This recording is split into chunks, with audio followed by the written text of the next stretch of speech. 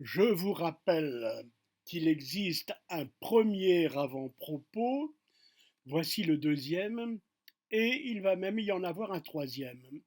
Ces trois avant-propos qui sont courts sont, me semble-t-il, utiles pour comprendre les présupposés, les tenants et les aboutissants de la contre-histoire des origines du christianisme.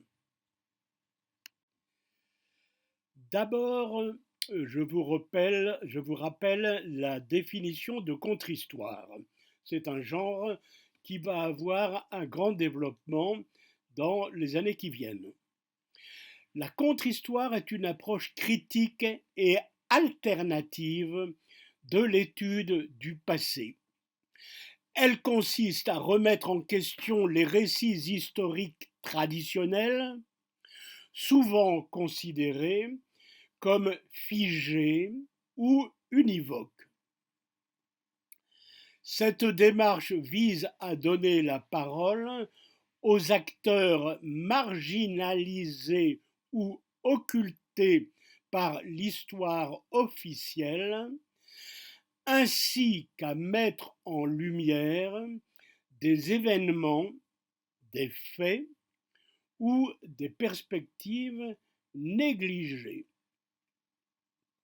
En somme, la contre-histoire propose une vision plus nuancée et complexe du passé, permettant ainsi d'enrichir notre compréhension de l'histoire et d'éviter une vision simpliste et manichéenne.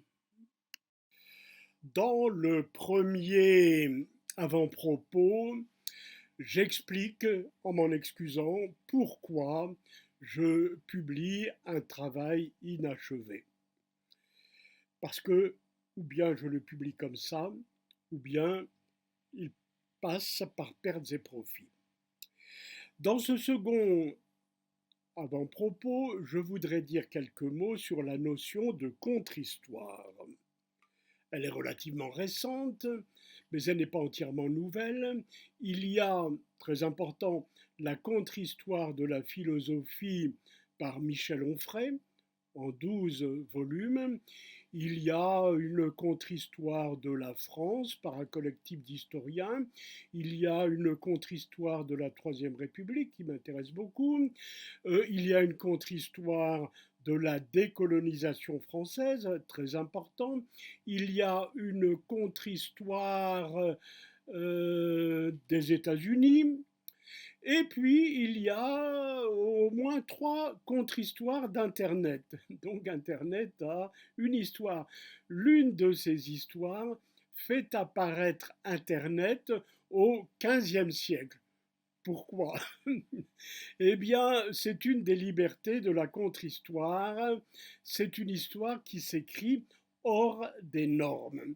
Et c'est à ce titre de la grande liberté que je dis que le christianisme prend ses origines, le christianisme que nous connaissons, au IVe siècle.